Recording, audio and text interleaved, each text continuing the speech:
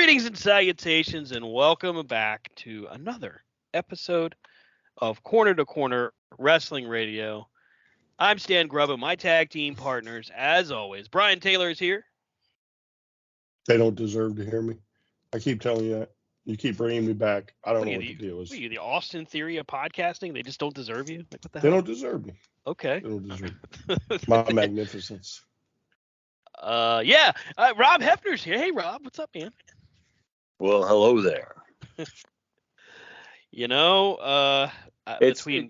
do deserve me, because I'm sorry you got, when you go on Wish and ask for radio hosts, then that's what you get. You get me. Sorry.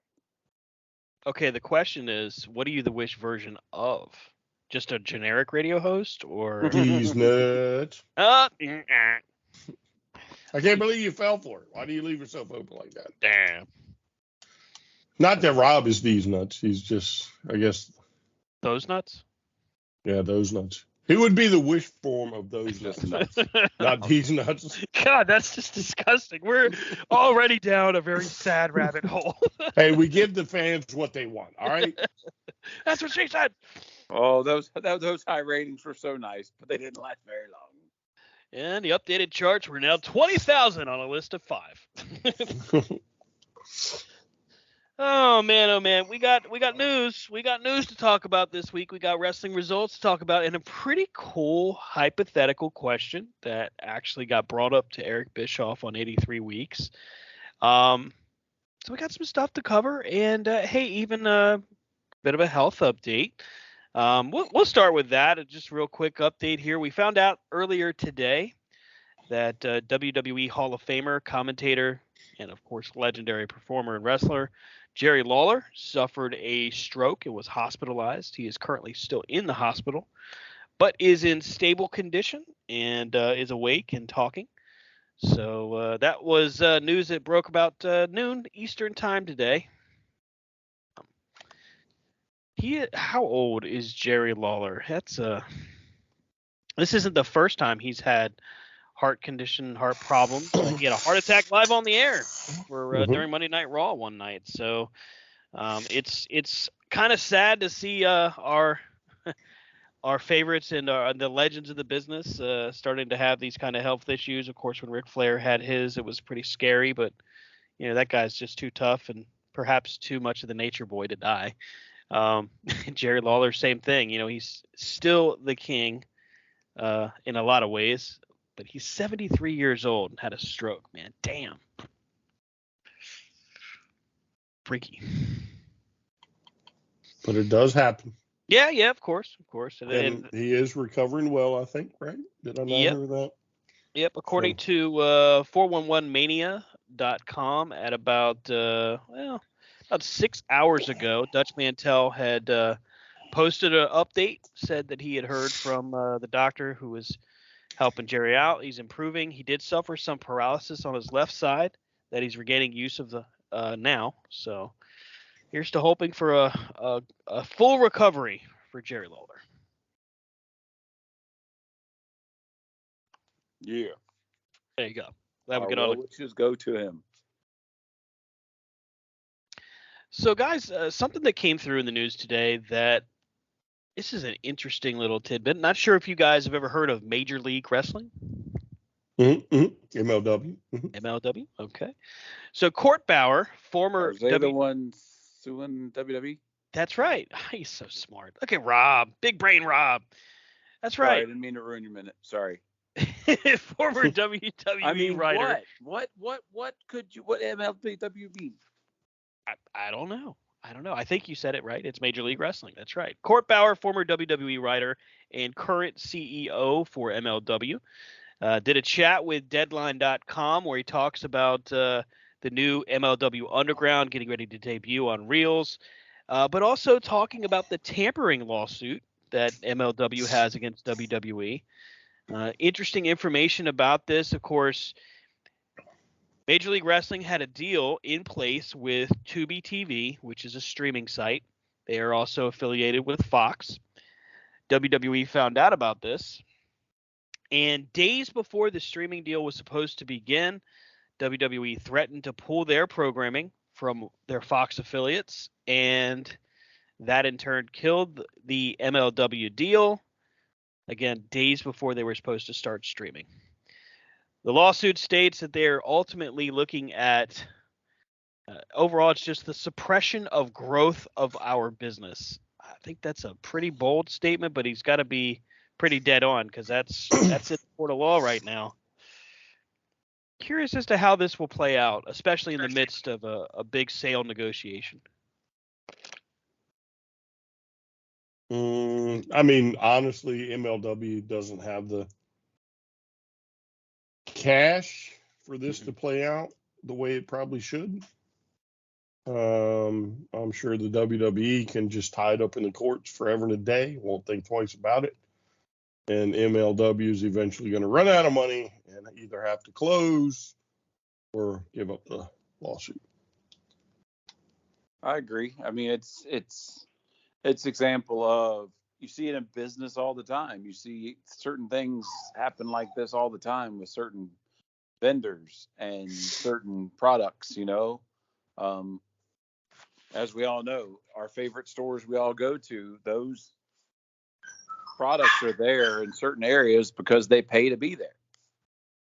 You know, your local retailers don't just think, oh, I'm going to put this product right here next to the door. No, that product's paid to be next to the door. And the bigger products have bigger edge. And so in the world of wrestling or streaming services or whatever, WWE just said, you know what, hey, if you put them on, then we take ours off. And who has the bigger portfolio in life? You know?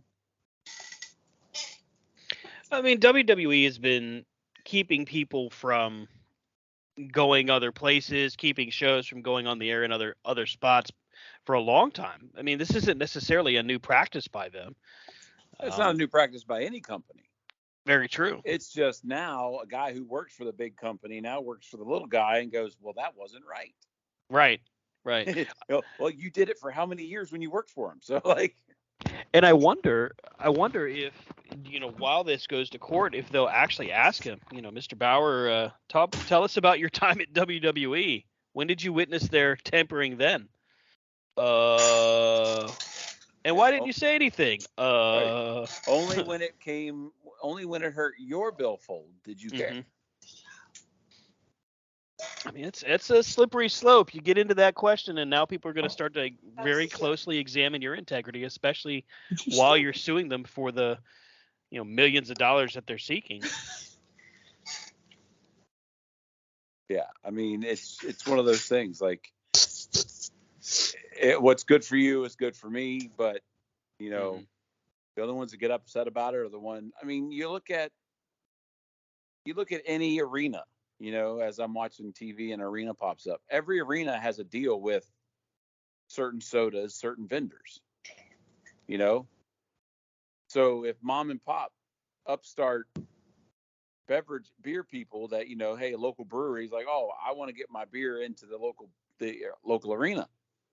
Do you think Miller Lite, Budweiser, or they're going to sit back going, oh yeah, come on? They're going to be like, actually, no. I would think that Miller Lite and Budweiser would be totally fine with it because they've got their share of the market and they're not worried about it. I think they operate on a completely different type of practice. No. So ultimately, if anybody comes in, they're taking out a Miller Lite or Bud Light or whoever's pocket, right? They're not going to just let a competitor just walk through. Now you may see people with smaller, you know, like regional beers, I guess. But don't think for a second that they're not being tracked by Miller Lite and them. If they get big enough to start eating through, you know, profits, I'll guarantee you they'll pull contracts fast. Or you either get rid of them or we walk. Right. Or they come in, the big company comes in and says, hey, you know what? Now we notice you. Here's the check. Now we own you. Right. And WWE's done that for years, you know. Oh, wait a minute, what? Because what happened when any federation went up for sale? Any federation that went, what'd they buy? WWE bought their library. Mm-hmm. They weren't worried about, oh, let me keep this Smoky Mountain going. No, they were like, I'll buy your library. You know, because now you're part of us. So I agree with Brian. I mean, do I agree with the practice? No, but do I think that anything's going to come of it? No. I mean, it's like the person suing McDonald's because they ate McDonald's and now they're fat. You know, Mm-hmm. McDonald's has like lawyers on standby and can just sit there and like keep going until finally your attorney goes, you know what, I need money. So. Yeah, it's crazy to me to think that, you know, this lawsuit is out there in the midst of, you know, the all of the sale talks and everything, and this has been going on before that even really started, before the negotiations were really underway. You know, I am curious as to if they'll just settle it out of court, pay them a fraction of what they assumed that they would have gotten, and then be done with it, or do they just go ahead and, like Brian said, and just kind of bleed them out because they can, and then buy their library? Yeah, probably so. Wow. I have a feeling that you're probably right on that, though. I mean, it's hard to imagine the WWE just of completely getting away from what they've done before, especially with lawsuits, and that's just waiting it out financially. Well, also, to me, there's got to be something else there. Mm-hmm. You know, like, could there be, you know, did this guy leave WWE to go take this position with MLW with the thought and with the promise of somebody at WWE going, hey, we're going to have Ohio Valley. You know, hey, we'll use you as a feeder ground. Right. You know, we'll you scratch my back, I'll scratch yours type thing. And then he gets there and, oh, wait a minute. No, it's not. And it's kind of sour grapes, you know, like, oh, fine.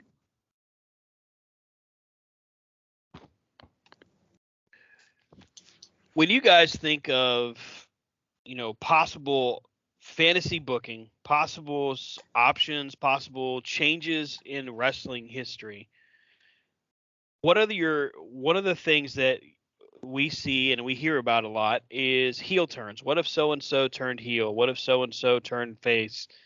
And the question was actually asked to Eric Bischoff during 83 Weeks recently about the magnitude of a potential John Cena heel turn, and would it have had the same impact as Hulk Hogan's heel turn? 1996, Hulk Hogan turns heel at the Bash at the Beach, of course, starting the NWO. Hogan, one of the most popular performers in the business, period. I mean, cover of Sports Illustrated, Johnny Carson, Rocky III, Rock and Wrestling. I mean, it was huge. Goes all the way through the 90s into 1994-ish, when he debuts into WCW. But at that point, he's starting to get booed a lot more than he's getting cheered. You know, this was a time where it was almost like Hulk Hogan was getting stale. Of course, you know, his heel turn in 96 starts an age of professional wrestling that, well, hell, it starts the whole possibility of even 83 Weeks being a thing. So the question that was asked to him, I'll pose to you. Doesn't matter who goes first, but John Cena turns heel. I mean, is that as big or bigger than Hulk Hogan's? Rob, feel free. I mean, I don't think so. I mean, I kind of feel that Hogan turning when he did the way he did was just something that set the world, like the whole wrestling world, on its ear, because he hadn't done that by then. You know, If John Cena turned bad, I kind of feel like everybody, it was cool to boo him, you know? It's kind of like when they finally turned Roman Reigns. You know, everybody booed and hated him for years, and now wait a minute. Oh, okay, now we're supposed to hate him. You know, it was cool to boo. It's cool to sit there and, you know, make fun of John Cena. Do I think it'd have that much impact? I mean, I think it'd be a huge thing. It'd be a needle mover at all. Now, no, but back in the day, back when he was still wrestling all the time, hell yeah, that'd be something. Did that answer your question? I think it gives a pretty solid response. Yeah, I mean, when you look at what John Cena was capable of back in his, I guess you call it his heyday, because we don't really know if he's done. It sure seems like he is. He's certainly winding down. He's done full time for sure. When you look at what he was capable of, I mean, over 300 wishes granted for the Make-A-Wish Foundation. He is the record holder, actually toppling Hulk Hogan in that regard.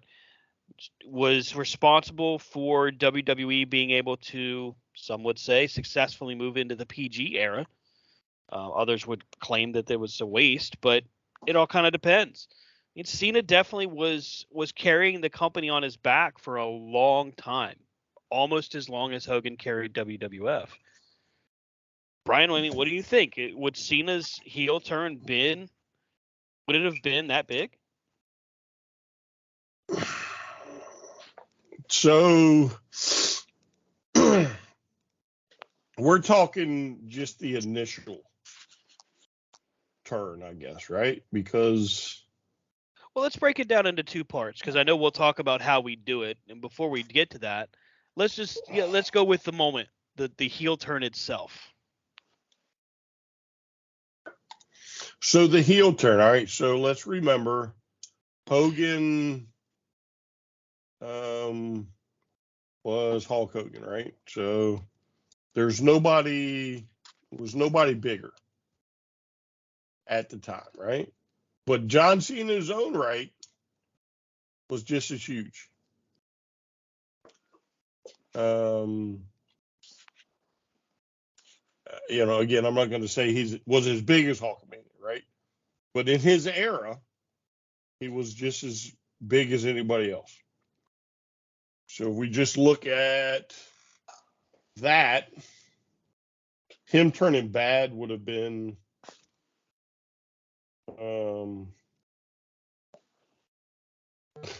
sorry, I was looking at something for work. If you look at that, they're kind of on par, right?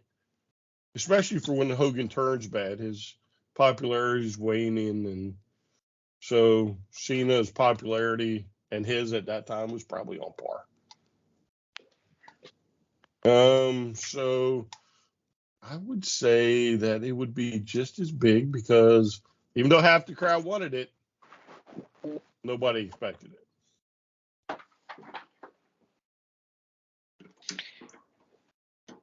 I think when you look at the magnitude of what Hogan did in '96, the thing that a lot of people leave out is the cast, the supporting cast that was there that made it as big of a deal as it was. It wasn't even supposed to be Hogan that went heel. It was supposed to be Sting. And they ultimately made the decision to go with Hogan. They felt it would be a bigger deal. You still have Luger and Savage there, and I mean, well, Hogan's stuck into Savage so many times we shouldn't have been shocked when he did, but he does drop the leg on Randy Savage, and not to mention you do have Scott Hall and Kevin Nash as at his side. So obviously Hogan's a big name, period, right? He transcends at that point. But does WWE, and let's just say 2006, and I would say that's the height of John Cena's popularity. Is John Cena in 2006, and does WWE have the roster to pull that off? All right, so who's on the roster in 06? Let's go forward and take a look. WWE 2006 roster. Only don't worry about the lower card, like who's main event type stuff. All right. So got Triple H, Shawn Michaels. They had just reformed D-Generation X. You got Edge and Randy Orton as rated RKO. You got Eddie Guerrero, who is still alive at this point. You've got Booker, who is still doing well. 2006. Let's see here.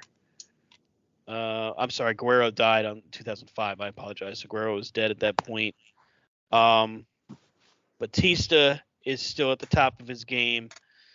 You've got ECW, which had been revamped and reintroduced. Rob Van Dam on the top of that.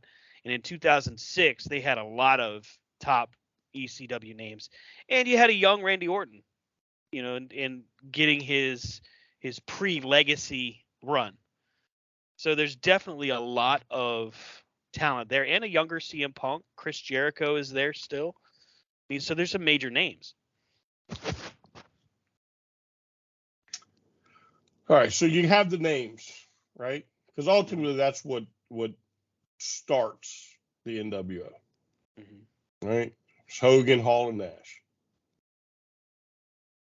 So, and was DX bad at this time, or were they the quasi good guys? Well, I guess this is the reformation.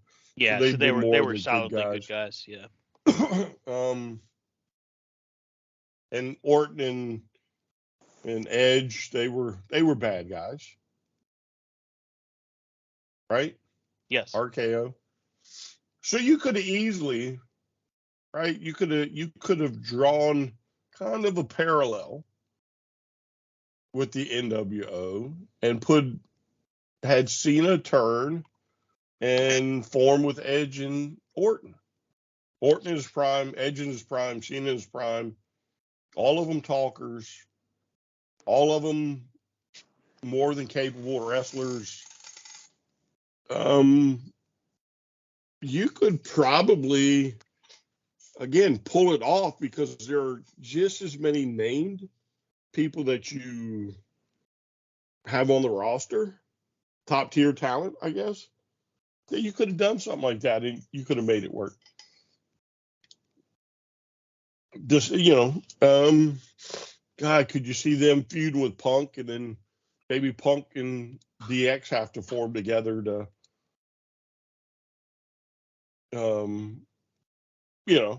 combat the evil Cena or whatever. Mm-hmm. Batista and Punk, Batista and DX. I mean, there would have been so many things you could have done with it. Just like the NWO. If you don't water down the NWO and you just keep it to 3, while it may not be as big as it got as far as size, I still think that NWO is better, keeping it a very small group. Mm-hmm. But let's look. When did Nexus form? 2010. Okay, so let's flash forward to Nexus, right? So Cena could have very easily turned with Nexus and been responsible for Nexus, and then just simply run over everybody, much like the NWO did. There were so many that you just couldn't stop them. But now, in 2010, the WWE was in a real state of flux. They had some top name talents there. They had some top people there, but they were only just then building Sheamus. Batista was there, but getting ready to leave. Triple H is still there, of course. Jericho is still there. You have a very young Drew McIntyre. You've got a lot of talents there that could have benefited from an opening like that. I mean, again, at the end of the day, money-wise, there's nothing that the WWE could have done with Cena that would have compared to the NWO, right? But based off of the era, you could have done something with it, and it would have been huge. It would have been huge for that time. And it may very well have been on par with the NWO, looking back at it 10 years later, 15 years later. Because, I mean, we can all admit, for as good as the NWO was, at the end of the day, they watered it down so much. It was kind of, it got dumb, after, I'd say, who came after X-Pac? So you had Billionaire Ted, you had X-Pac, and then I think Bischoff and the Giant were soon to follow. So I would say maybe after Bischoff and the Giant, they went too far. Oh yeah, they went too far when they did the LWO, Wolfpack, all that crap. Yeah. I mean, when your bad guy faction has factions. Yeah. But they could, I mean, Cena could have turned bad and very easily, if he went with a faction, competed with the NWO because it was such a watered down mess after a point. Mm-hmm. Could he have competed with the original? Had they left it alone? No. But when you add Stevie Ray and, I don't know, everybody else thrown in there, that to me, he could easily compete against that. It is pretty wild when you look at the early NWO roster, and it's a lot. There's a lot of guys on here. I'll go backwards from December of '96. Masahiro Chono, Scott Norton, Big Bubba Rogers, Michael Wall Street, Buff Bagwell. This is all in '96. Eric Bischoff, the Nasty Boys, even though it was only for a week. Miss Elizabeth, Vincent, formerly known as Virgil. Six, the Imposter Sting, the Giant, Ted DiBiase, Hogan, Hall, and Nash. That's way, way too freaking many, even without the Nasty Boys. Well, yeah, but I mean, did I miss Scott Steiner? Did I miss Stevie Ray? Steiner and Stevie Ray is later. That's right. Like Steiner's in '98. So that's probably a year, not a year, but months into it. I was trying to keep it as close to their early run as possible. Yeah. I mean, again, do I think the world benefited from the NWO? Sure. But again, once you hit a certain point and it was so overwhelming odds, mm-hmm. and the only real person you had was, Sting and Luger. Right. I mean, you kind of, now all you're doing is just, trying to make money. You're not worried about prolonging anything. You're not worried about beating, anybody. They should have kept it, again, the original 3, 4, 5, whatever, and been done with it. Mm-hmm. Yeah, after a while, it just becomes monotonous, like mm-hmm. Who's not part of the NWO, Right. And when you said, Stan, when you got down to like Virgil and all that, like at a certain point, I'm sorry, nobody cares, There's a reason the Four Horsemen were the Four Horsemen. Right. Because you always knew there were going to be 4. Now, 1 or 2 may rotate here and there,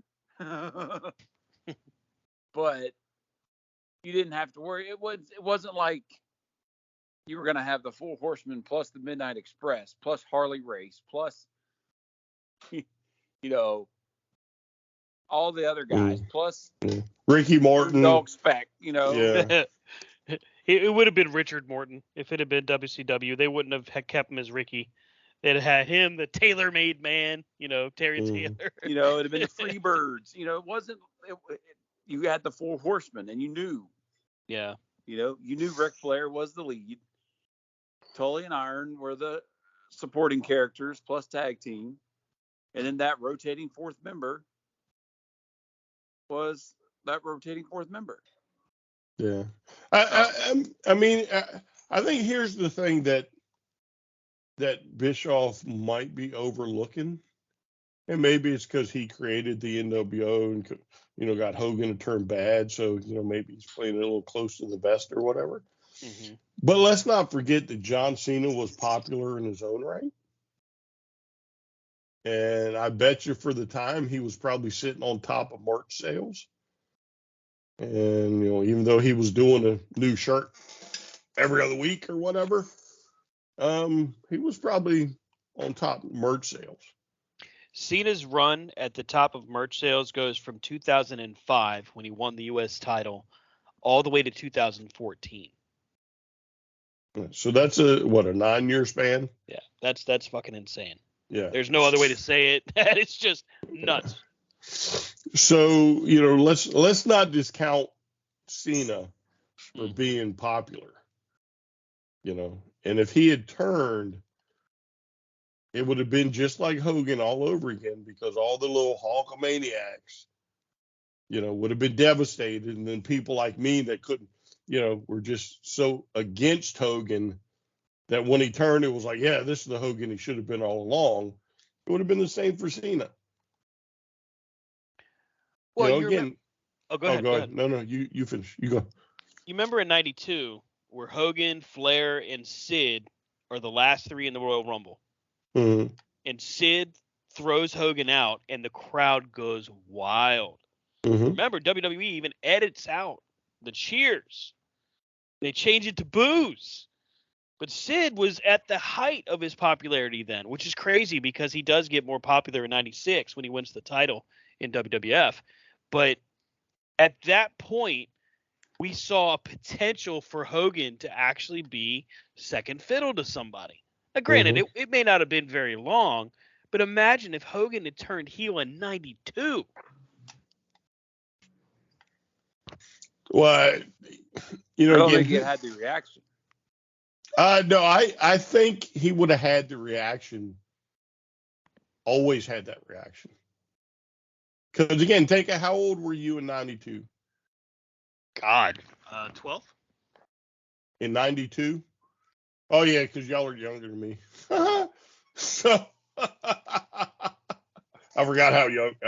What are y'all about? I guess 6 years. No, I think right? what you really meant to say was you forgot how old you are. No, I know how old I am. That's okay. what comes with age. Yeah, I know how old I am. But I mean, your name is Brian. So listen, so in '92, right? If Hogan had flipped the script and gone bad, it still would have been the biggest thing to happen to pro wrestling ever. And it would have been, I mean, and Bischoff mentioned it when he was first asked about this. You had adults crying in the crowd. I mean, there were kids throwing their T-shirts down. There were, I mean, you remember Tony Schiavone, Hulk Hogan, you can go to hell. I mean, this was the huge magnitude of what it was. And in '92, this is before. It would be even bigger. Yeah, because '92, I mean, Flair hasn't lost the title to Bret Hart yet. He's at the top of his WWF run. Mm-hmm. Randy Savage is at the top of his WWF run at this point. The Ultimate Warrior isn't gone officially yet. A heel Hulk Hogan in 1992 could have been massive. Oh, yeah, because again, I mean, think about it. For, 10 plus years, 92, probably 80. When did he go back to the WWE and beat the Sheik? 81? He beats the Sheik in 83. 83. So you're talking 9 years of eat your vitamins, say your prayers. Yep. And all this other, right? All this other stuff. So those kids, my generation grew up hearing that. Like, since we were 7, 8, 9 years old. I mean, we watched the Hulk Hogan Rocket Wrestling. We played with the LJNs. We back then in the 80s, the WWE was all over the place. Yeah. From the magazines to the toys to the, the shirts, the whole 9 yards. Again, I think Hulk Hogan is still the only wrestler ever to appear on Sports Illustrated. I think, right? So you're talking national, like a mainstream. Everybody knows who the hell Hulk Hogan was. I mean, think about poor George Michael. If anybody knows doesn't know who George Michael was, local sports writer on NBC, I think it was. Out of Washington, yep. Out of Washington, right? Covered pro wrestling on his show. George Michael was the man. Sports machine, baby. Yes, covered pro wrestling. Let me tell you what. If Hulk Hogan had turned in that period of time, I'll lay money George Michael wouldn't have shut up. He would have taken over 30 minutes of news to cover Hulk Hogan turning bad. There was no bigger Hulk Hogan fan in our local area than George Michael back then. Always talked about the Hulk. Even when he wasn't on TV, we'd talk about Hogan. Yeah, it would have been something for the ages. Yeah, I mean, you think Tony Schiavone telling Hogan to go to hell was something? I'll lay you money he'd have done it on national, on the local news. Oh yeah, told Hogan to go F himself or something. I mean, that's how big it would have been, if he had done it. I wouldn't have been shocked if, who was president? Bush. Bush. Yeah, Bush. Yeah, at the time. if Bush wouldn't have gotten on there on the State of the Union address, Hogan, you can go to hell. You're no longer an American. Get out of my country. Yeah. I mean, it would have been that much bigger because that generation of fans was so inundated with Hulkamania. And that brings up an angle. Like, what if Hogan had done what Sergeant Slaughter did? Yeah. Oh my God. Yeah. Like if he came in as the Iraqi sympathizer. Mm-hmm. That, if you flip the script on that entirely and have Hogan go pro-Iraq in 91 and Sergeant Slaughter be G.I. Joe, I mean, Slaughter would have been the biggest damn star. Well, bigger than he was at the time. So let's think about this, right? So when is Slaughter with when did he go bad? Late 90, early 91. WrestleMania 6, I believe. And when is the Battle Royal? The Royal Rumble?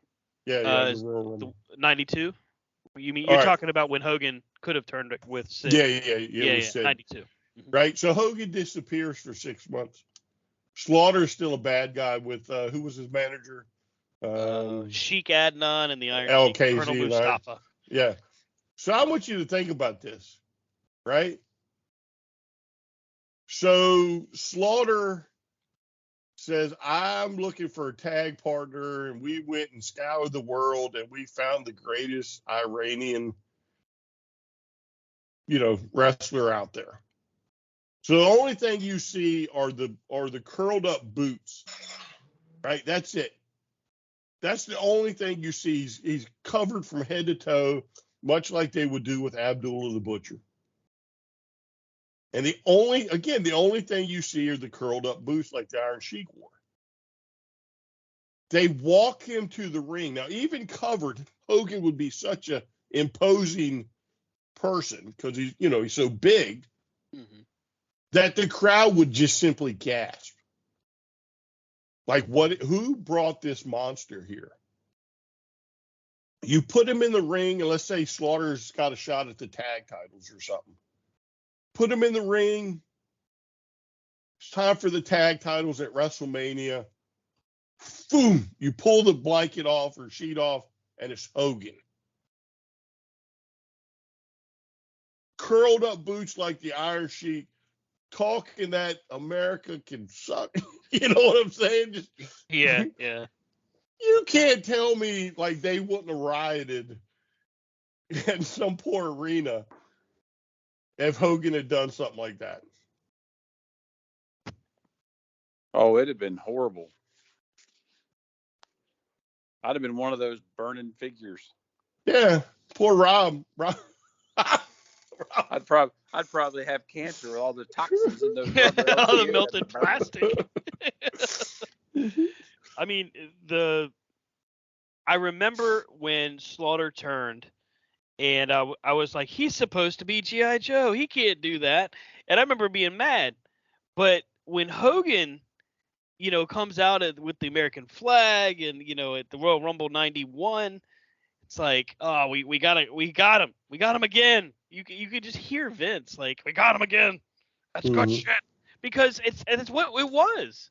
Hogan was the literal Americana. He was the American hero during that time. So if Hogan had become his partner in crime, I mean, that would have been insane. And you would have had a lot of room to really, we could have seen a lot of careers turn a different way.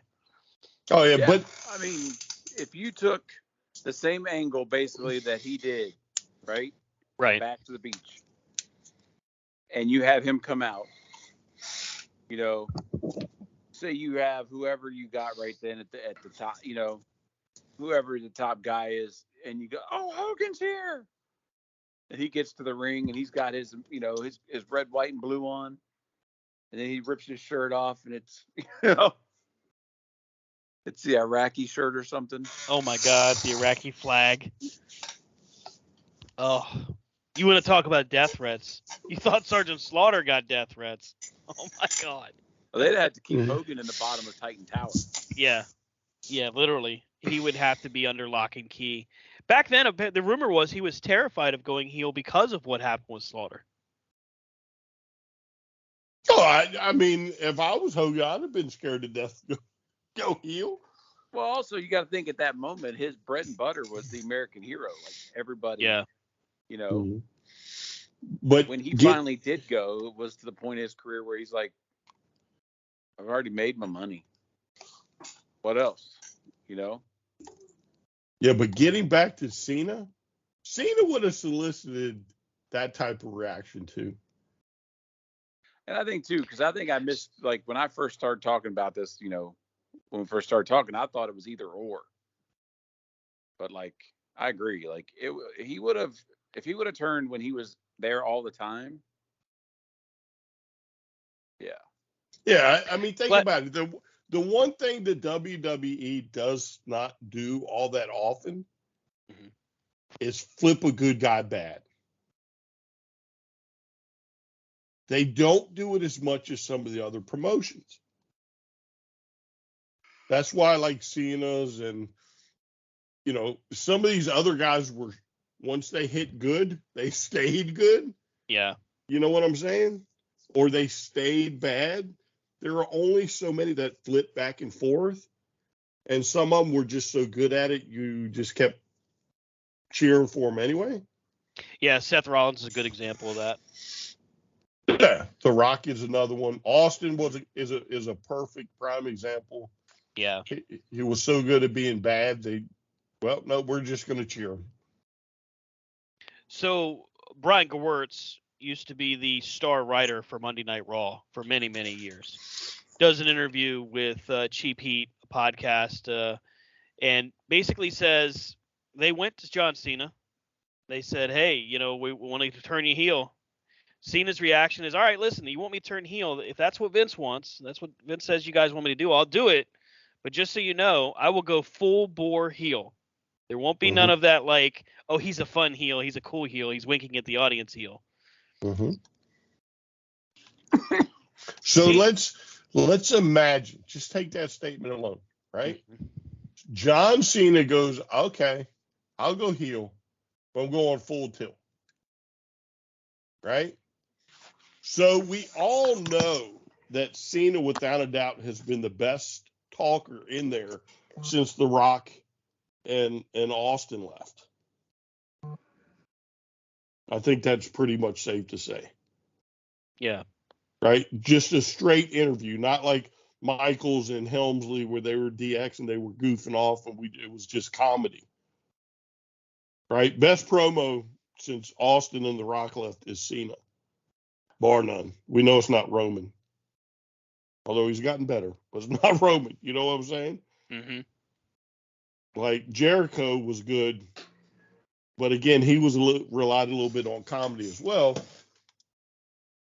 But nobody to me compares to Cena. Now we all saw what he did to Roman in that infamous promo. Could you imagine him doing that to your entire roster? Oh, Cena was a damn assassin on the mic, yes. Regardless of his stance. Even when he was early John Cena, when he first started doing the rap gimmick. But, I mean, just think about it. Could you imagine that Dick Cena? I mean, in that interview, he was clearly a dick. I mean, whether he did it on purpose, that was he dick. burned him. He burned him on purpose. Yeah. He burned him on purpose. He saw him stuttering. He's like, yeah, you're not getting away with that. Yeah. Oh, you want to be the man? Okay. All right, buddy. Here we go. But you know what I'm saying? Could you imagine that Dick Cena showing up on Raw and SmackDown? The ones that booed him to boo him because we wanted him to go bad, he would have instantly been bigger than anything else because we'd have been like, yeah, that's the Cena I want. And then the other half that, just were booing him just to boo him would start cheering him too. And I mean, it would be just this weird little thing where, oh, he's an ass, especially full tilt John Cena. And he would have to do some ridiculous crap to keep everybody booing him because that would be his job. And I think he could have pulled that off better than anybody. Well, Cena did an interview at one point and said that, he was willing to do it and he had new gear created. He was going to completely abandon the jorts and the FU and all of that. He was going to be a serious, just straight up, as he put it, asshole heel. Mm-hmm. He'd have been like MJF, only better. Yeah. They would have been on par. Like MJF would be talking about, oh yeah, when I grew up, it was asshole John Cena. That's who I loved. Right. That's where I learned it from. Right. So imagine Cena's the guy, talking trash to Brian Pillman's family. Yeah. Metheny. Oh my God. Jesus. But do I think it would have been as big? Yes. Because again, they're different eras. It's almost like Michael Jordan and LeBron James. For that era, it would have been huge.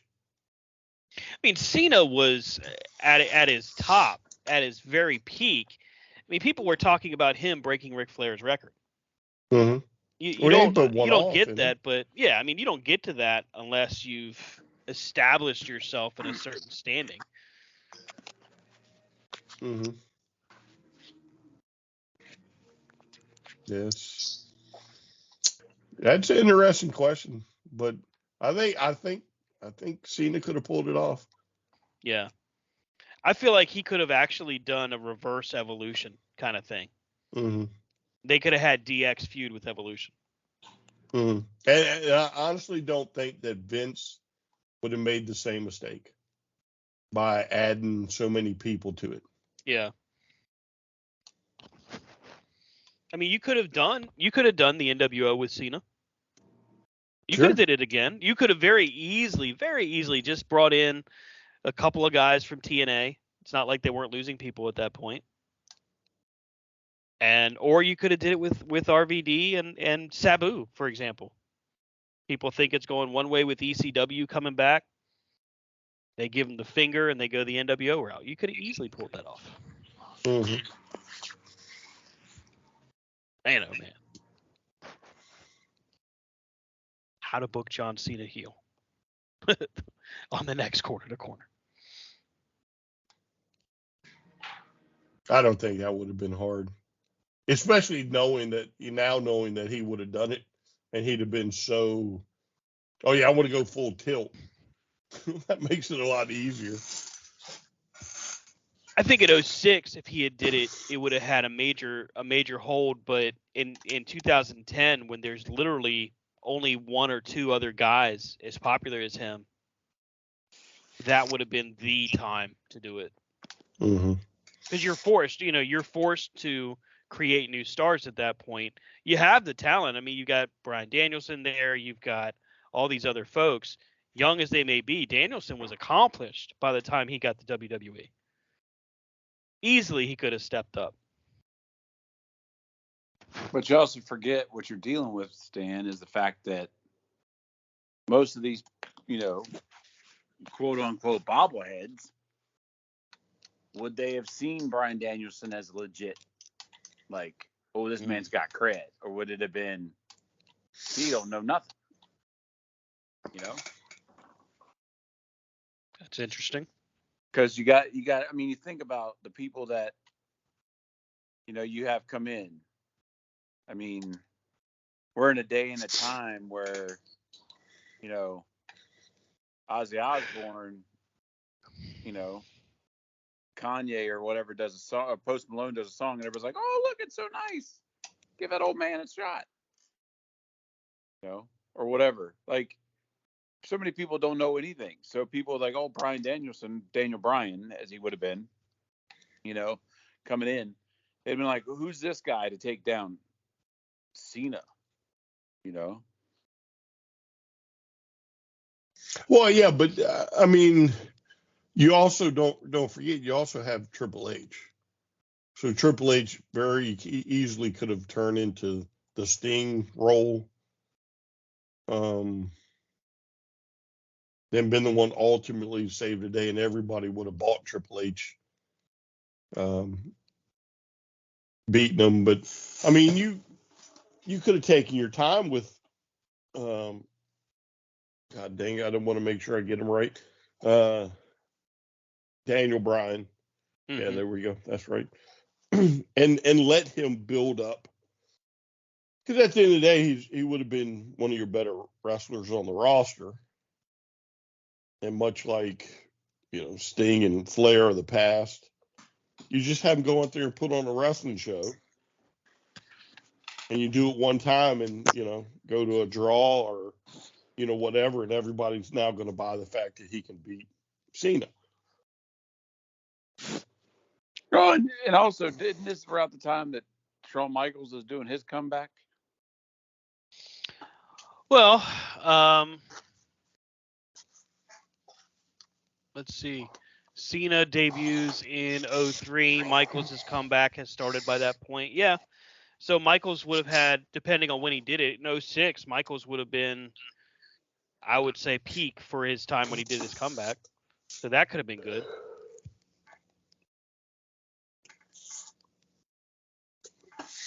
Well, you have to let Cena get a little further along I think, before you could really, for it to take its full effect. Is it possible in today's business for an NWO type faction to work? Sure, if you do it right.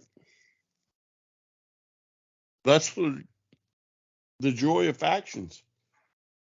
They're good for whenever. So let's use the NWO, the Horsemen. They're probably your two bigger factions, right? That'll go to stand the test of time. You want to throw the Heenan family in there, we can throw them in there too. Right? The whole key to a faction is you got to have more numbers than the good guys. Right. And as long as you have better numbers than the good guys, then that's where a great faction comes from. You want to be able to have 3 or 4 people jump and beat up one person. And then ultimately that one person either gets his revenge or recruits buddies to get their revenge.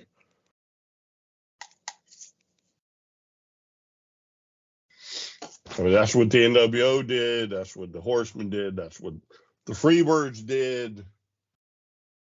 It was a numbers game. It's always a numbers game. Well, I mean, and there's some that the formula consistently works. The Freebirds formula works no matter what. I mean, it always works. Look what they did with New Day, for example. Mm-hmm. And hell, I mean, with what we're seeing right now, the Four Horsemen could easily work in today's model. As far as the NWO, like a takeover kind of gimmick, I think it would play well depending on who's in charge of creative. And that ultimately is what it would come down to. I mean, the talents you select are important, of course, but whoever's in charge of, pulling that almighty trigger in the pencil, so to speak, is really going to decide as to whether or not that faction has success. Yeah, I mean, you got to have the right mix, but the main formula is the bad guys or the faction has the numbers. Right. Yeah. And then as long as the bad guys have the numbers, then it works. Mm-hmm. So that's the whole key to the thing.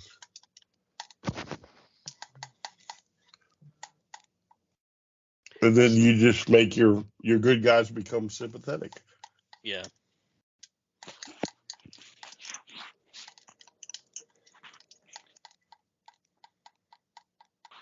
I think we've done justice to the scenario. I always like those kind of conversations. I really do. The what ifs are always fun.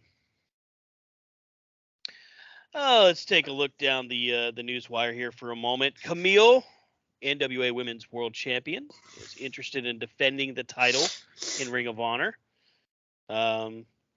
She doesn't know if AEW would feel comfortable about putting the title back on TV because of what happened with Thunder Rosa, but she'd love to do it in Ring of Honor, she said. That could be really cool. Wouldn't mind seeing the NWA title on Ring of Honor. But what happened with Thunder Rosa? I think she's just talking about the exposure aspect because it's already been done. I don't think she wasn't really trying to say anything negative. I got you. I mean, it's the exposure is good for business. Mm-hmm. So if the number 2 company in America is willing to do it, put your belt on there. Especially if you're the NWA, you need all the viewers you can get. True that. So, Brian, before we get into Dynamite and talk about some really, really cool stuff that happened there, I wanted to ask, this past Monday was Becky Lynch, Bayley in the cage. What'd you think of Raw this past Monday?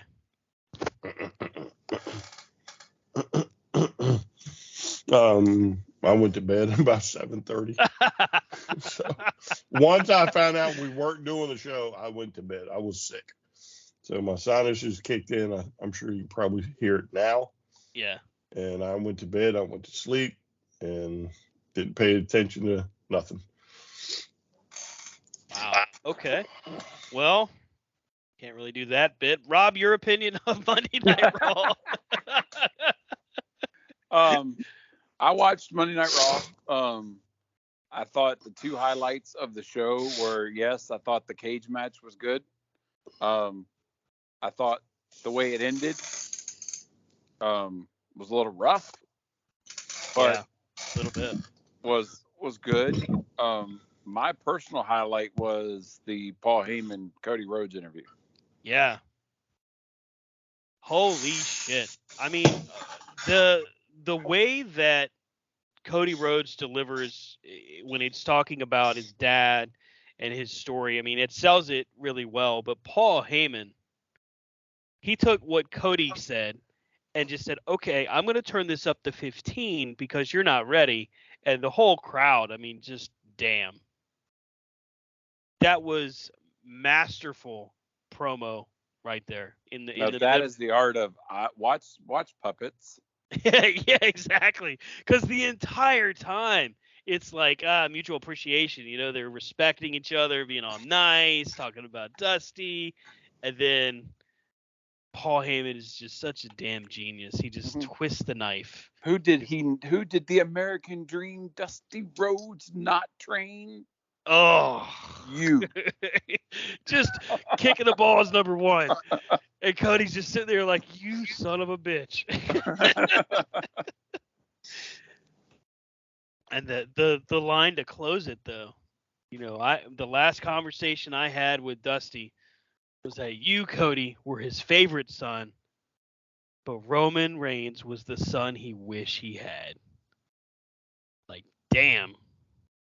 I mean, that's just poetry, man. It's how did we get to a point where wrestling promos just start surpassing, especially when it's Paul Heyman, because it's not like he's ever gonna suck at doing a promo, but it's like they're just putting it out there for, hey, let me win an Emmy. It's like damn, okay. Well, I mean, let's not forget that for every good one you see, there's about there's 50 that suck. Billions of horrible ones, yeah. The whole, not that I don't like Candice LeRae, because I do like her, but that whole segment with her backstage was just shit. Yeah. Thanks for drawing a picture of who's this? Why is there a stalker in this picture? Everyone looks behind them. Or Nikki. Right. Or the horrible angle with Miz and Rick Boogs. Yeah. Boogs without Shinsuke Nakamura right now is not very interesting to me. Well, Boogs is just stupid regardless, so. I mean, I liked him being the hype man for Nakamura.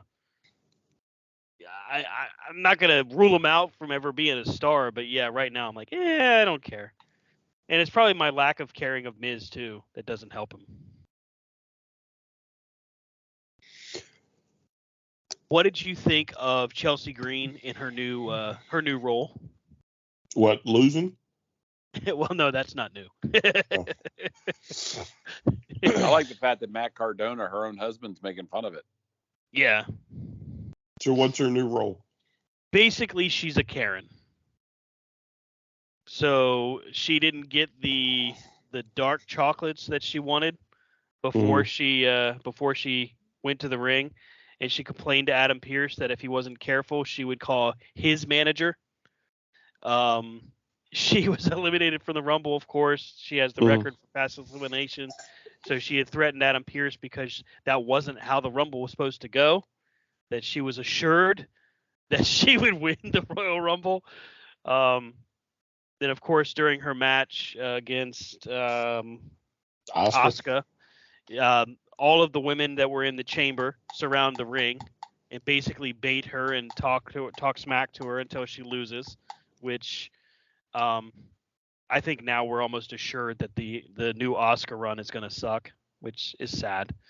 But the whole routine here is every time she loses, oh my God, that's not how it's supposed to go. I want to speak to management, that kind of thing.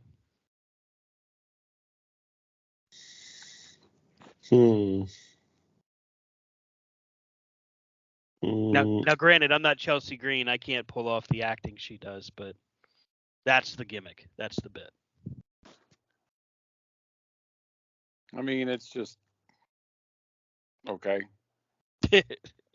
I mean, this is what Raw gave us, folks. It did 1.96 million viewers in the first hour, 1.8 in the second, and 1.7 in the third.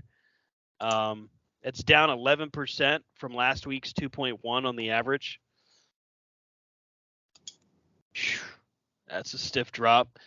We did get to see a glimpse of potentially the Street Profits splitting up, not in a way where they're angry at each other, at least not yet. But we had qualifying matches for the final two spots for the men's elimination chamber. It was Damian Priest against Angelo Dawkins and Montez Ford against Elias. I thought Montez Ford's match was good. And Dawkins is actually looking really good too. I don't know who's going to play the heel on this one, or maybe they just decide, kind of like the Dudleys, just to split. I mean, I think your Montez Ford's going to play not Montez. I think, Montez is going to play the heel. You know, it's going to be one of those things. It's just going to happen. I don't understand why.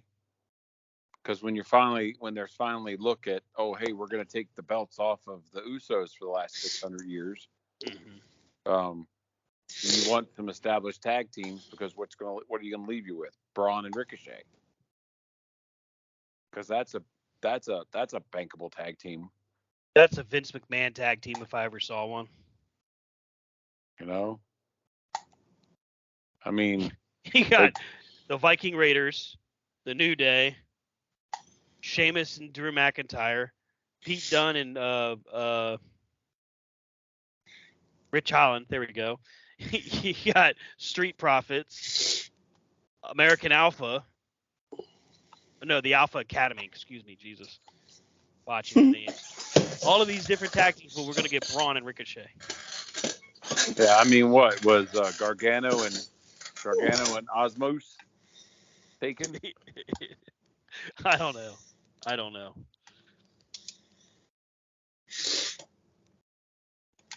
What did you think of Edge and Beth Phoenix's segment with Judgment Day?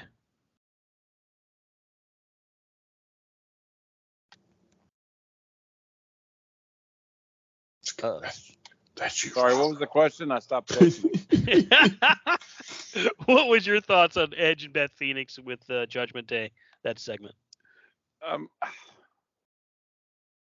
I'm over the whole let's bring in these people. Like, granted, I know they never finished their gimmick. They never finished their storyline with Beth, with Beth getting the concerto and Edge, quitting because of it. So you knew it was going to come. But, I mean, how are you going to build any kind of storyline with Rhea Ripley when, you know what I mean? So, like, you got Rhea Ripley supposed to go against Charlotte Flair, but now she's stuck with her. So you can't. So how are you going to build Charlotte Flair? Well, and it's sad too because Ripley has a potential good match lined up with Beth Phoenix. You could assume. I mean, we get an opportunity to see Beth Phoenix to kind of finish out her run, which I'm fine with. And Ripley won the Rumble, so you got two different stories happening in there, and then you've got Edge and the Judgment Day, that story now intertwined.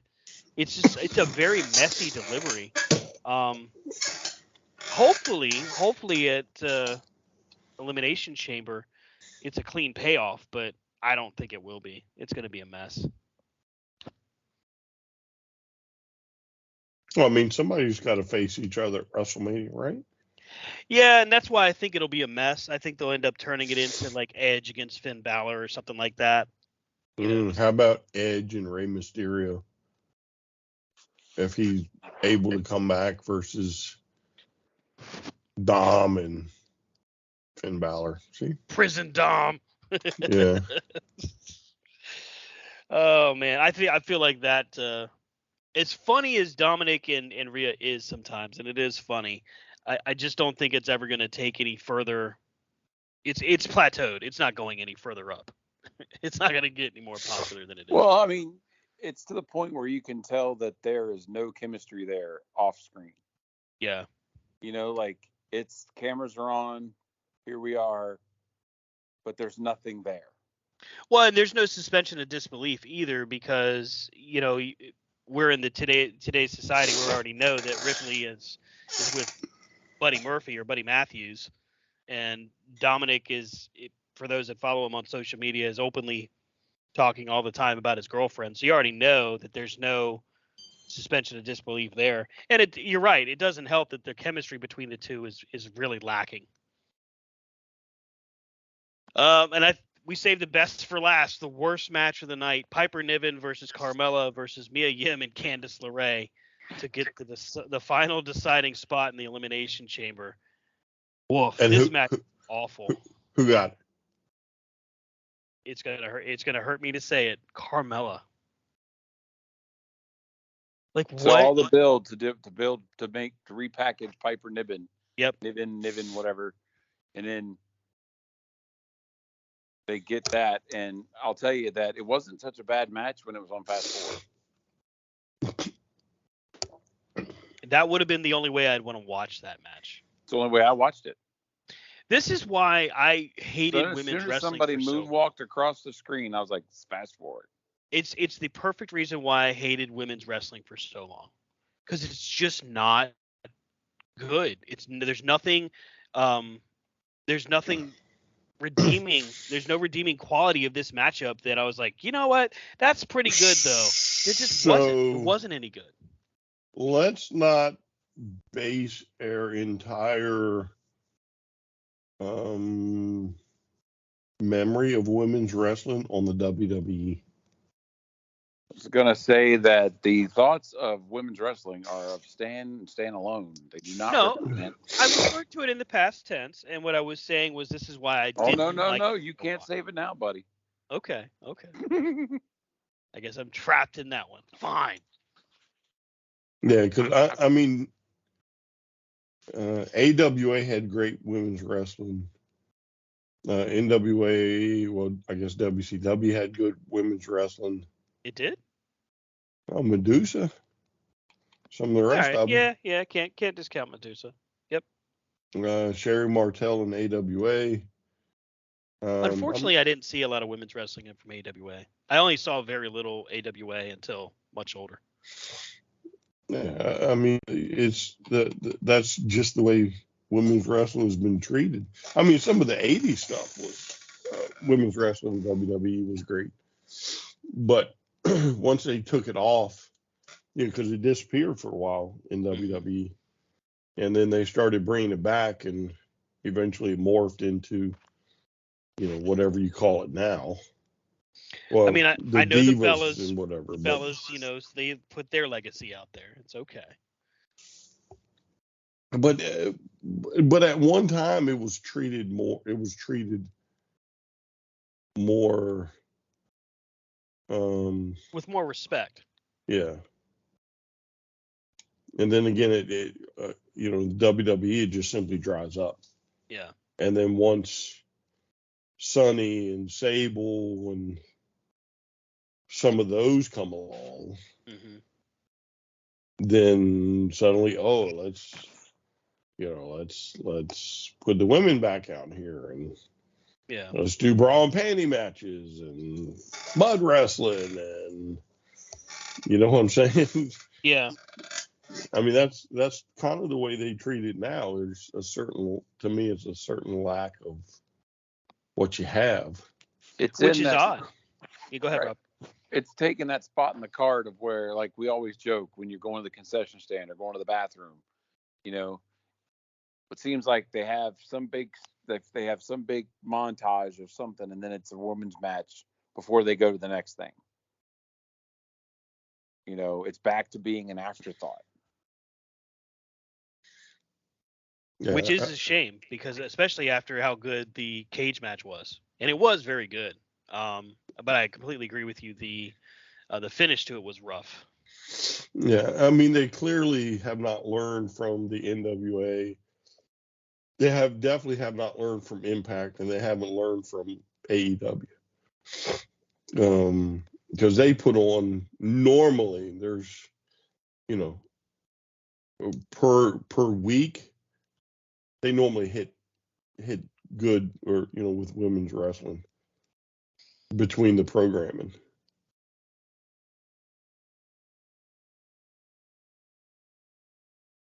Well, I mean the cage match with Becky and Bayley was good. We got Lita to come out at the end for making the save, so to speak. She kind of did the Jeff Hardy thing that Jeff did in AEW. She does the pose and the dance at the top of the ramp. Meanwhile, Damage Control is beating the crap out of Becky Lynch. So she's not really in a hurry to make the save, but she finally gets to the ring, sort of. I'm curious as to maybe her the condition of her knees. It looked painful watching her get to the ring. And I don't mean disrespect by that. It really did appear that she was hurt. But she does manage to save the day and smashes Bayley in the face with the door of the cage. That seemed kind of like a bad guy thing to do.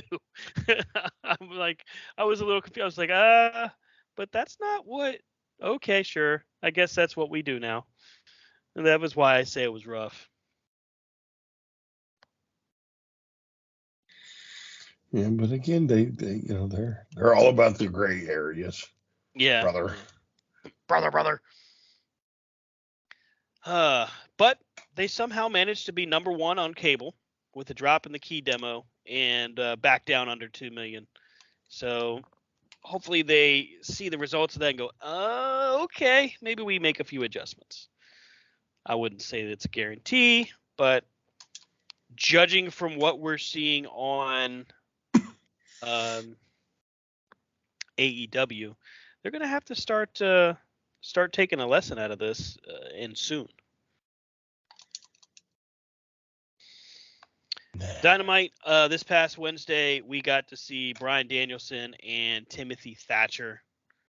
Takeshita against Brian Cage. We got Red Velvet and wait a minute, is this the right? Yeah, Red Velvet and Jade Cargill. We got to see the Acclaimed just destroy two random people. And it looks like we've got a lot to really look forward to as we get closer and closer to Revolution. I'm really, really surprised by this feud and how good it is between Mox and Hangman. I mean, I like it. I mean, I think the Mox came out with that look on his face like, I was supposed to be off, but here I am. Mm-hmm. You know, like, just let the man take a vacation. Damn it. He's like, I was supposed to be off, but I'm gonna fuck you up.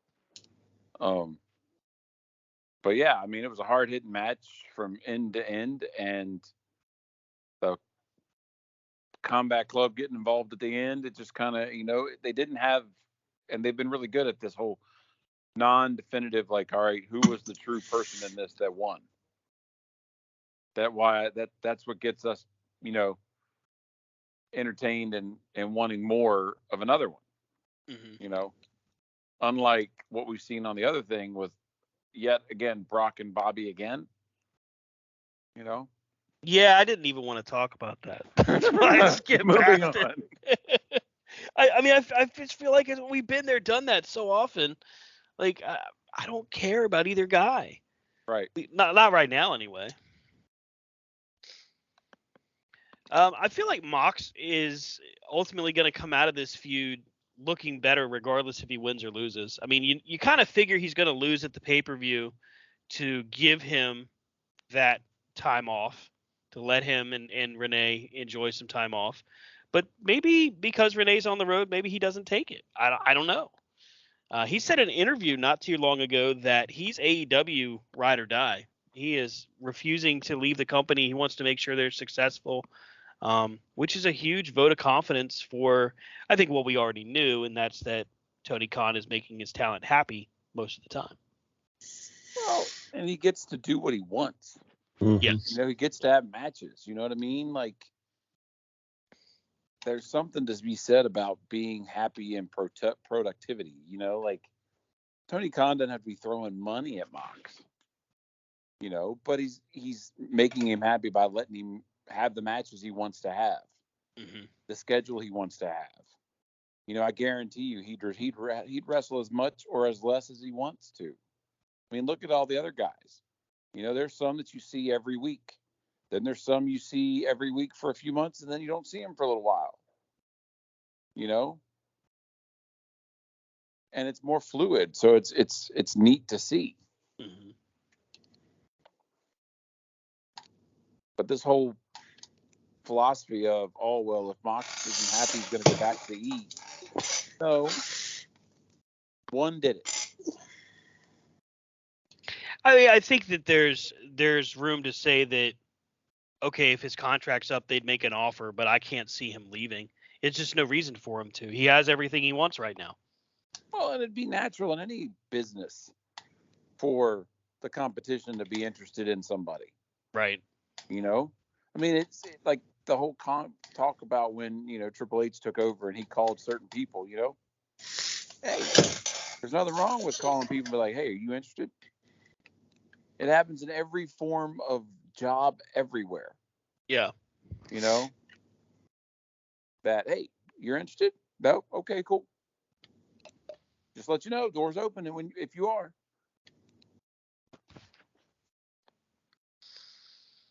The Acclaimed and the bootleg Beverly Brothers. I don't know who wrote this recap, but that's hilarious because that's what they jokingly called them when they were wrapping their way to the ring. They demolished these guys, but we get an aftermath of this match where it's the Guns, the Ass Boys, again confronting the Acclaimed. I'm so over this storyline. I want to see the Acclaim go against somebody else. Do we just did they just forget there's other tag teams that they could face, or did we just gonna be forced to see this at pay-per-view? Oh, you're gonna see it at the pay-per-view. Oh God! Or you'll see a return match at the pay-per-view. Oh. If the Guns come away with the titles, I'm okay with that. I like that they could have that opportunity, even if it's a short run, which it probably would be. But I feel like, I mean, you have so many other options, and it definitely hurts that FTR isn't on TV right now. Really would like to see them back on TV, but yeah, it's just I don't care about the rift between Billy Gunn and his kids. It's just there's no buy-in there. I know it's not being delivered in a bad way. It's just I just don't care. It just doesn't interest me. Yeah, but again, you would be in such the minority here because look at the popularity of the Acclaimed. Oh, the Acclaimed are ridiculously popular. You're absolutely right there. Yeah, but, and I love the Acclaimed. Everybody loves the Acclaimed. They're like the people in the arena aren't disappointed from what they know is going to happen. Yeah. I think the thing is you're trying to get this over because you know the next feud with whoever walks away with this is probably FTR. Yeah. Especially if it's a Gun Club. They're going to get FTR, which means FTR is going to reclaim the titles and you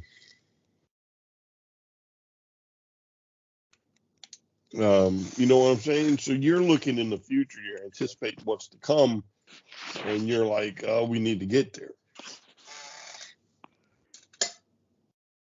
Because I mean, I thoroughly enjoy it. I think it's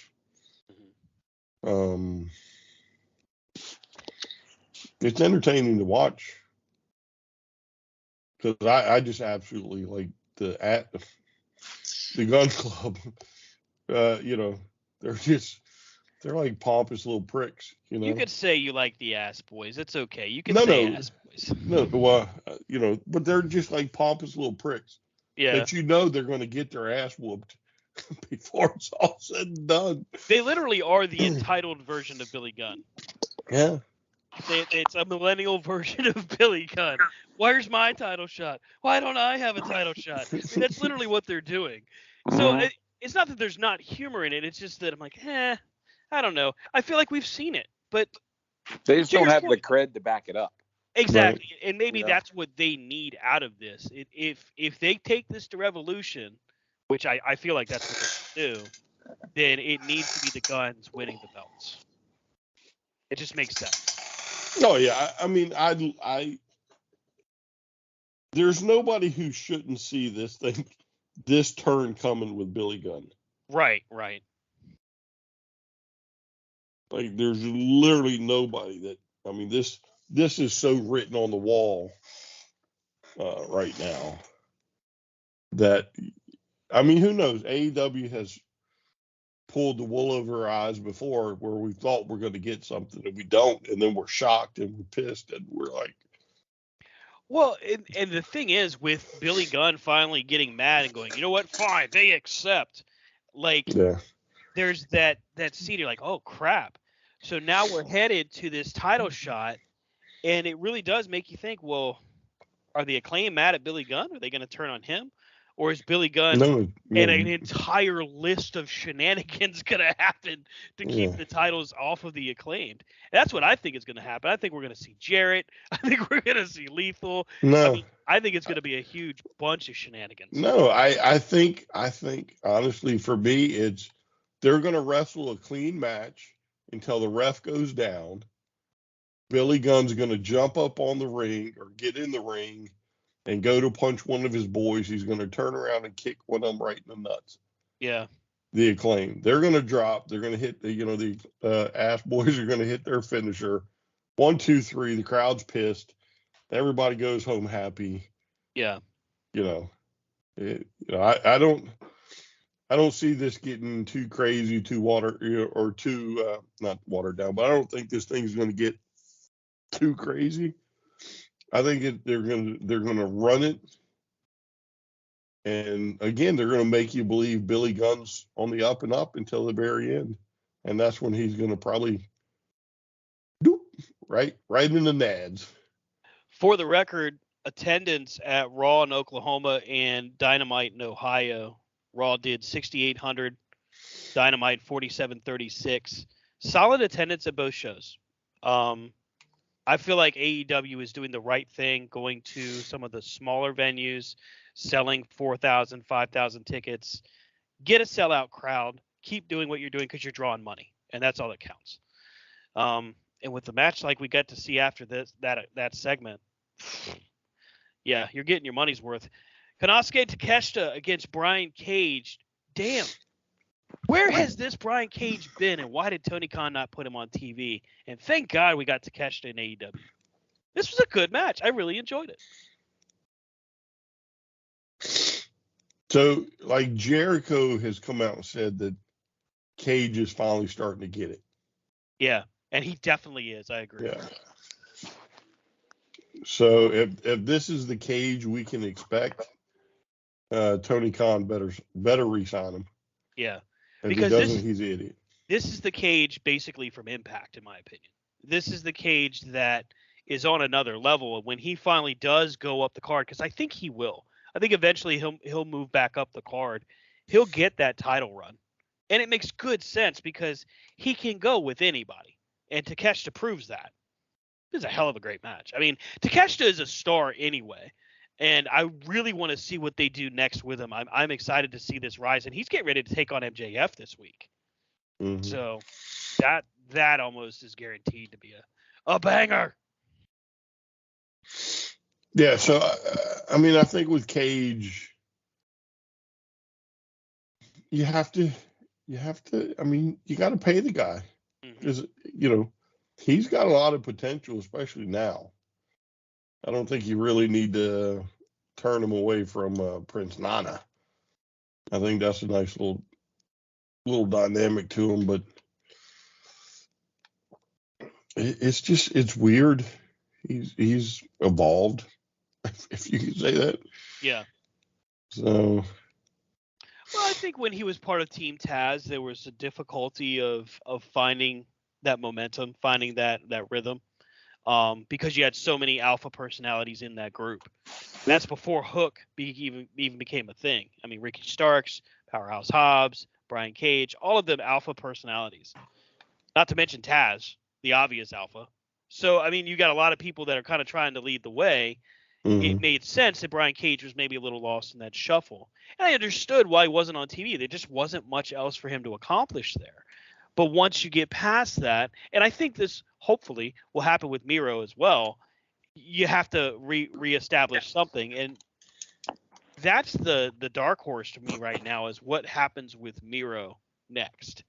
Like, we got Cage. He's in a rhythm. Takeshita's a hell of a pickup. You're getting momentum. And you just got Samoa Joe. We'll talk about that here in a minute.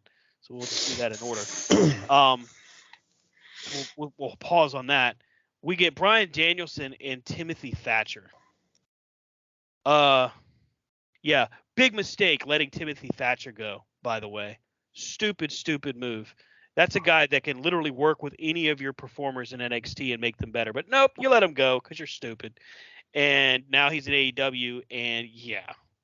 I mean, some people said that this match was a little rough to watch. I myself really enjoyed it. I had to watch it on a replay, but dude, I want to watch these guys go again. I mean, right. Daniels. Am I doing it? No. Nope, you got it right, yes. Danielson. Yes. Oh my God, I'll get it eventually. You're trying to match it to the company. Yeah, I'll get it eventually. Damn it. Like, there's nobody better on the face of the planet. Yeah. I've said it before. I'll keep saying it. Like, there is nobody better than this guy. Some people will argue, but I think this is Danielson better than Ring of Honor Danielson. Like I don't know who would argue. I don't know what argument you would have.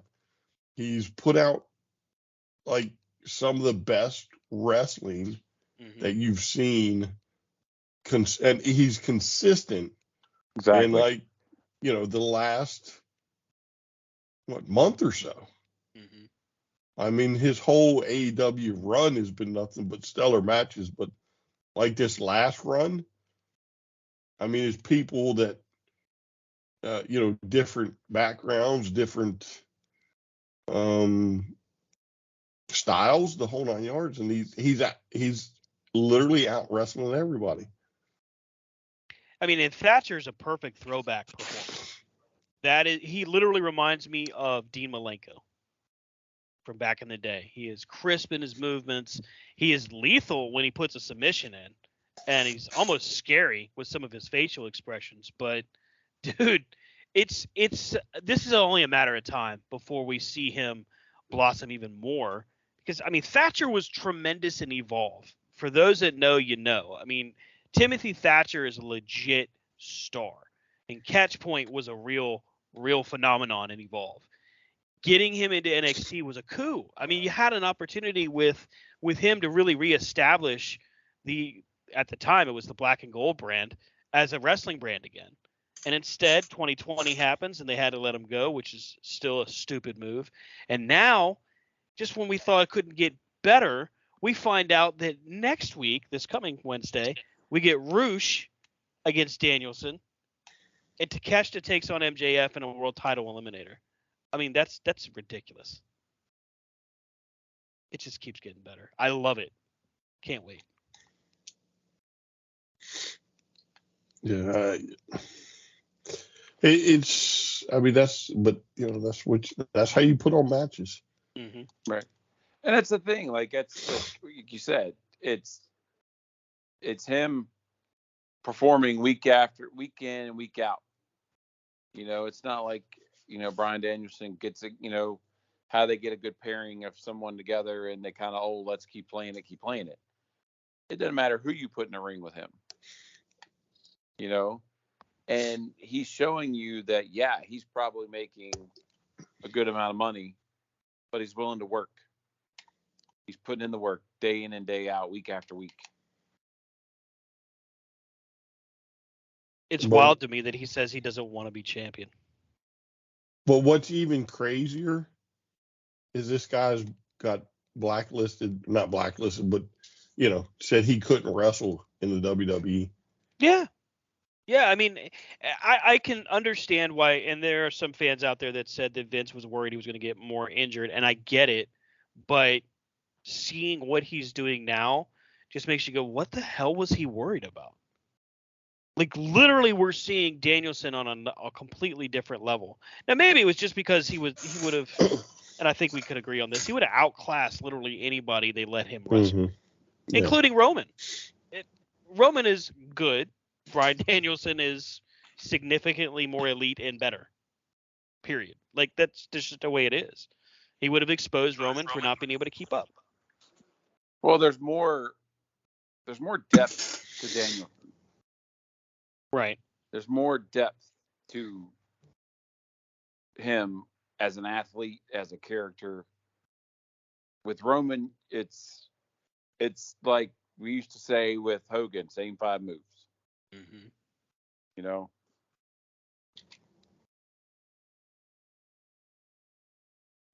So that's what I thought. Jade Cargill defends the TBS championship against Red Velvet. Or excuse me, Kiera Hogan.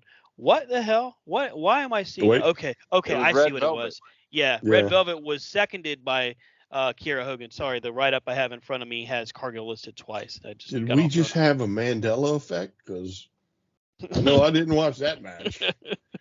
I was asleep and I woke up and it was boom. It was different. I don't know. So let me ask you this question, Stan.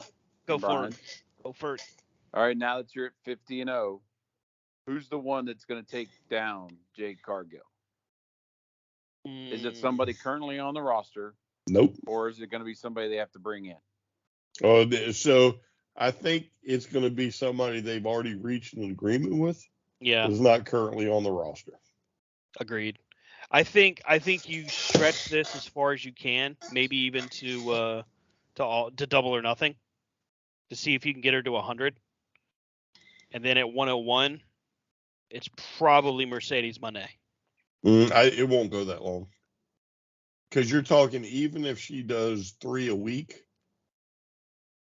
that's at least 15 weeks.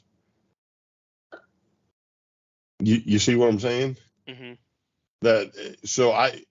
Now that she's hit 50, she's prone to lose any time. I think on the pay-per-view coming up, you're going to get your 6-man match. You're going to get Sheeta, Hayter, and Britt versus Soroya, Tony, and Mercedes. And then after that, their faction will stay together, and she will go after Cargill, and she will beat her first match. I like that the AEW Originals is not just good guys or bad guys. It is Britt Baker, Ruby, and whomever the third turns out to be. Yeah.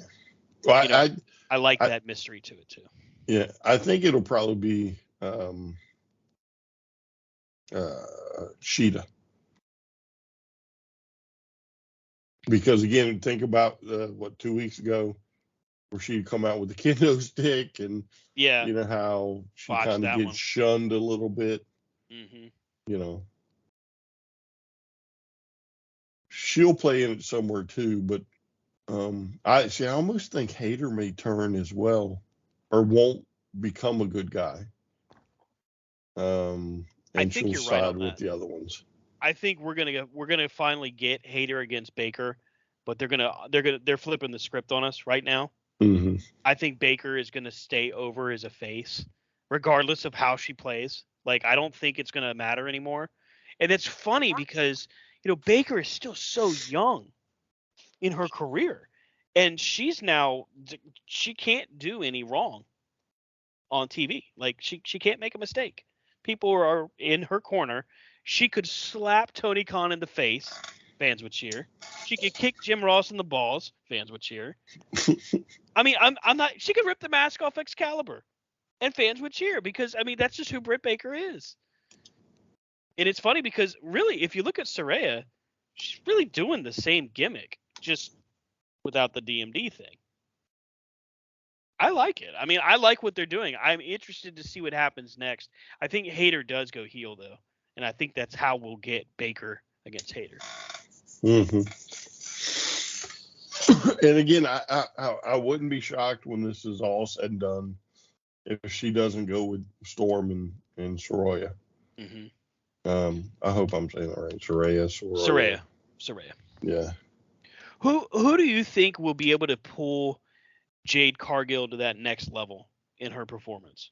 Because she is getting better each week, and I say that sincerely. I know I wasn't always a fan, but in all seriousness, she is improving weekly.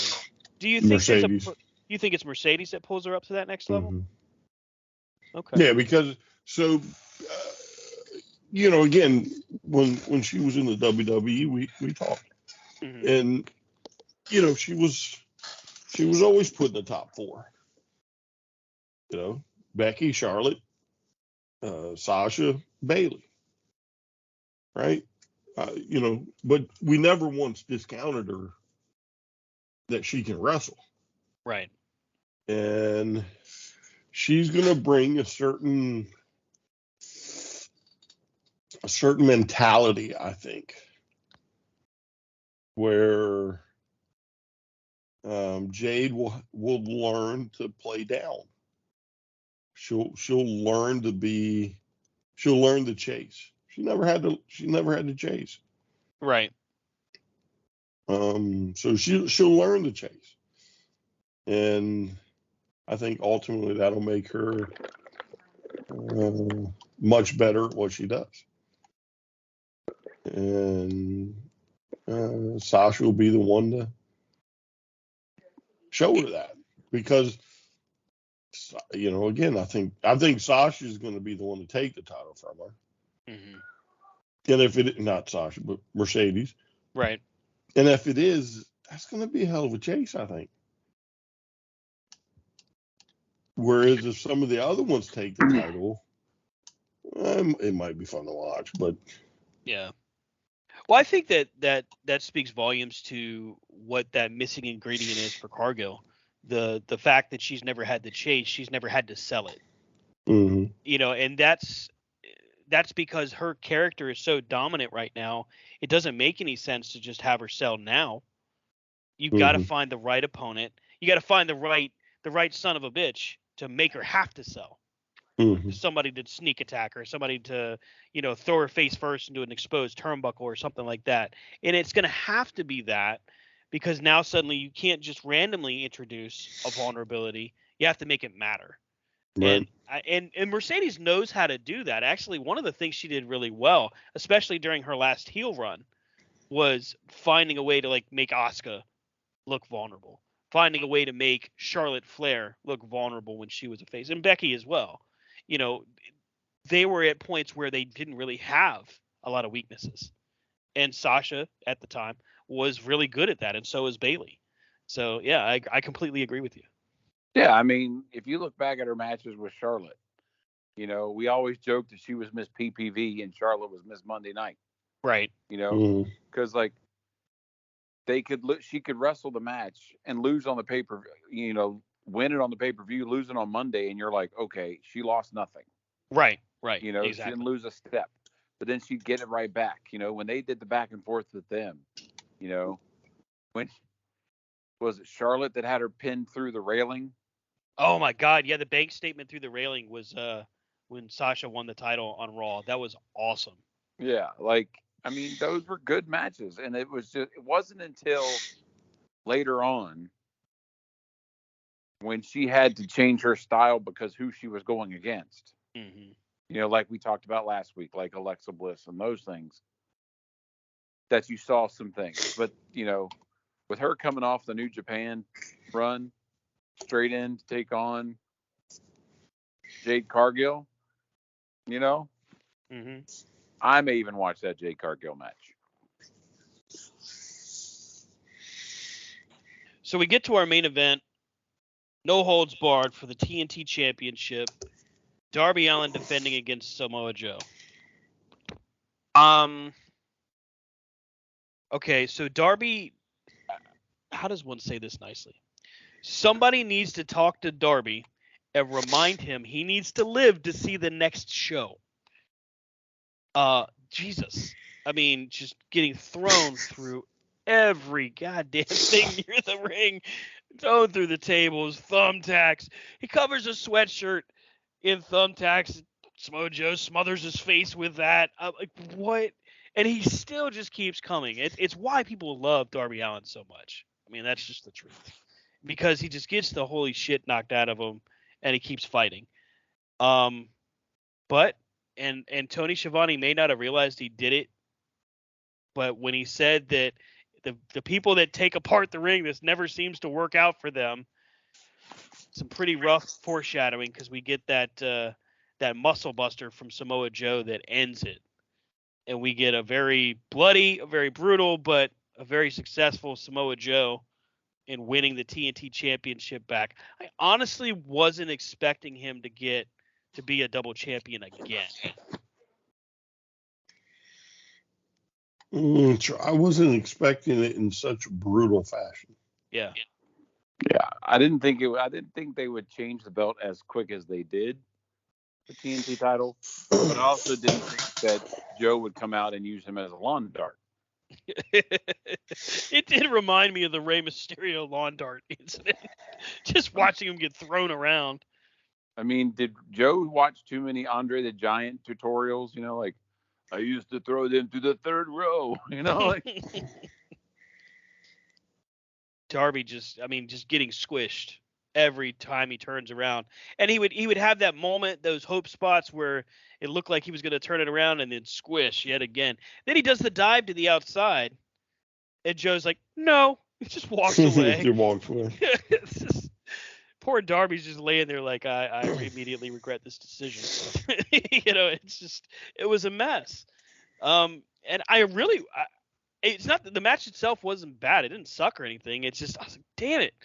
Darby needs to maybe take a half step back and just go, okay, I'm going to run out of room on this quote unquote bump card that I have for my career if I'm not careful. Surprised he hasn't gotten himself a broken neck already. But, I mean, he's talked about taking time off. Yeah. For some time. So maybe this is what ultimately gets him some time off. Yeah. And rightfully so. I mean, if there's a way to be written off TV, it'd be the way to do it. And I mean, I'm gonna have to tell you, I was not expecting Joe to be this animalistic. Yeah. It's been a very long time since you've seen, like that persona out of Joe.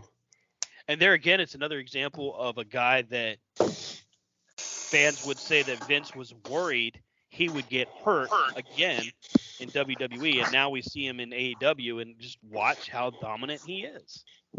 I mean, he definitely brought out the whole "Joe's gonna kill you" chant. Oh my God! And it was they weren't kidding. They were literally worried that Darby's gonna die on TBS. Next week it'll be Joe's gonna kill you, Darby. Joe's gonna kill you. Yeah, I mean, I think I can honestly say it's probably been since, because I didn't really see much of him in ROH. Yeah. Like, that reminds me of when Joe was starting to take off on a national level in Impact. Yes, that is exactly right. I agree with you there. Yeah, like you could not beat this guy. So I'm glad to see it. I like Samoa Joe. I really do. Now, I think it's going to suck if he loses to Wardlow, but.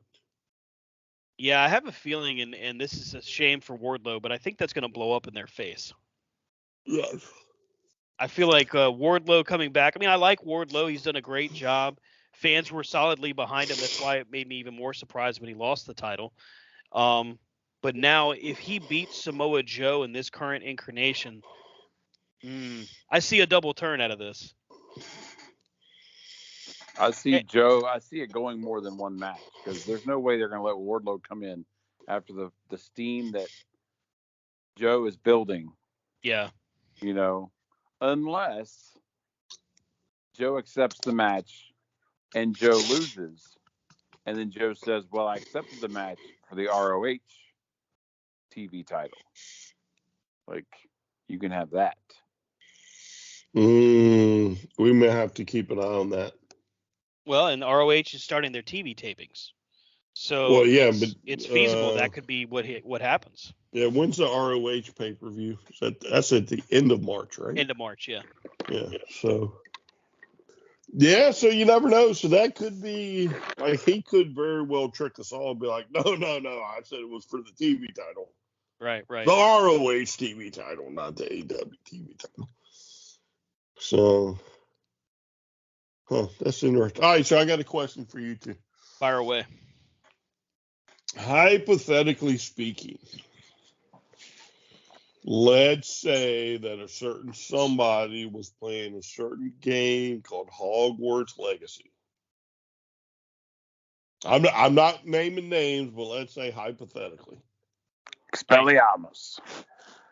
Well, one of the professors is an older redheaded woman, the last name Weasley. Hermione Weasley. So the question is, if when I learn Avada Kedavra, if I hunt down this professor and kill her, would it break the timeline? What the hell? And no more Weasleys would be produced, which would then affect the main Harry Potter story. This is literally the darkest turn our show has ever taken. But the fact that they've already had kids by the time she's a professor at Hogwarts. Well, yeah, but I mean, don't they like age? I mean, they age different or something, don't they? I mean, look at damn Dumbledore. He was like 1,000 years old or some shit. I always wondered that, but Yeah, because I mean, he was what's the movie? The Adventures of Dumbledore, whatever they are. That's like early 1900s, and he's still puttering around and whenever Harry Potter come out. Just sputtering about, Yeah. I always wondered why all the advances of wizardry and all that stuff, why he always wore robes everywhere. It's what witches and wizards do. But again, I ask you, if I make it a point to kill this professor, would it I always then keeps break coming the back to timeline? murder. Like, I wonder why you have this deep, dark hatred for Hermione. Really? Isn't Yeah, but she the most Hermione's attractive not a one on that Weasley. freaking show or movie? Well, no, I guess she is a Weasley once they get married. And she's a at the weasel. end, Is what she's you're a saying. Weasley. Yeah. Yeah. Not yet. At the end, she's a Weasley. But if I kill probably the great grandmother, maybe. Oh, so this takes part before. Yes, Oh, God. This is like sometime before. I'm so confused. So like this is before even Voldemort or Tom Riddle or whatever the hell his name is. For the record, I've never read a single Harry Potter book. Never read a book. Never watched the movies. So I know nothing of what you're talking about. Are you fucking shitting me? No, sir. How in the hell have you made it through this far in your life? My kids love it. My wife loves it. I've never watched it. Never interested me. Well, guess what you're doing Saturday? Oh, hell no. Don't do that. Don't do that. Oh, yeah. Ugh. I'm busting that cherry wide open. Bunch of nerds. Which one haven't you watched? None of them. None of them. Not a single one. You're a liar. No, sir. You I could not have had Anna Grubb as your daughter. Yeah. I bought her the box set of the books, but I didn't read a single damn one of them. No, I got a better idea. We're going to sit around, we're going to drink, we're going to get drunk. And as we're getting drunk, I'm going to read out loud. Oh, God. The first Harry Potter book.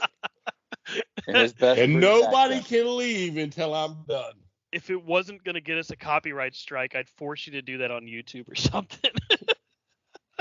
Like Andy Kaufman. Oh, it would be such crap. I don't know. Would we get in trouble for reading it and recording this? If we paid appropriate credit to the author and all of that, no, we wouldn't get a copyright strike, but we wouldn't be able to monetize the video. You just can't read all of it. You just read a chapter. You don't have to say what it's from. So how about this? Let's try this. So how about I kill this woman in this game? Back to murder.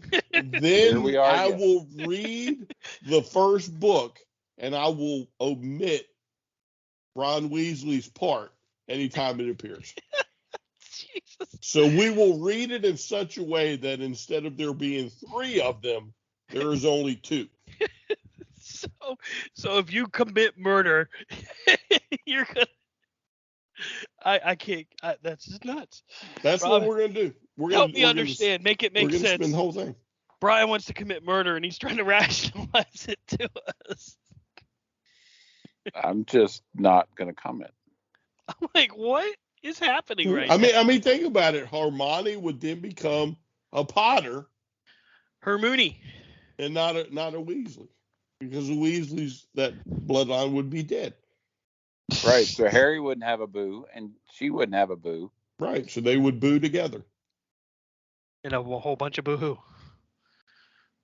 They would get it on. You can't tell me that wouldn't happen in Hogwarts anyway, as unsupervised as teenage boys and girls were. I am shocked and appalled, sir. We're going to put a whole brand new spin on this Harry Potter shit. This is going to take off so big. That's it. When I read Harry Potter. It's going to be called Harry Potter and the Magic Chess Set. Harry Potter touches chess. No, not at that time. Harry Potter and the toys Listen, and the he's chess. not getting it on at 10 years old or whatever he was. Harry Potter and Mommy's Toys. Harry Potter and the Order of the Stripper. No. Harry Potter goes to Vegas. Yeah, I plan on killing this woman. She has no clue it's coming yet. Thoughts and opinions. As soon as I learn Avada Kedavra, I'm going to hunt her down and kill her. Brian, it's Leviosa, not Leviosa. That's what my kids tell me. No, that's to make them float. I know. I'm going straight That's for all the I know. jugular. I'm going straight for the jugular. What's the one that turns people into snakes? There isn't one that turns them into snakes. Isn't there a part of one of these movies where they turn the wands into snakes and make them fight? No, that's your porn you watch or something. I don't. Oh, it's that Harry Potter. Yeah. Harry Pooper. It's Harry Pooper in the chess set. And yep, that's the end. Look, you, they're whacking wands. Harry Potter, and in the order of the thong. Why is that woman's broomstick that way? What is it? Why is she not Ballyama. Somebody needs to show her how to get off of that thing. Lord have mercy. She just can't seem to do it. Now the bad part is, and there's no way we're going to be able to confirm this. There's probably some porn director out there listening right now, writing notes, be like, "Oh my God, this is the greatest fucking porn movie ever." It's happened before. C2C's been ripped off before. Harry Potter and the Deathly Swallows. Oh my God, Jesus Christ. Well, I think that's as good a time as any to say that's going to do it for us here on C2C Radio Show. Catch up with the show at C2C Radio Show, C2CRadioshow.com, Apple, iTunes, Amazon, Spotify, TuneIn, over, of course, on the Beyond Ringside Radio Network. You can catch up with our replays there as well. Thank you to Mr. Eddie Lane. And anywhere you get your podcast, tell everybody all about it. Follow Brian on Twitter at VladDragul, C2C. Do it now before the FCC shuts him down for threatening to murder a witch. Catch up with Rob at Rob Hefner, C2C. I'm at Stan Grubb. And, go buy the game, you little bastards. We're not getting any money from them. We're not promoting. How do you know I'm not getting money? Because you're not sharing.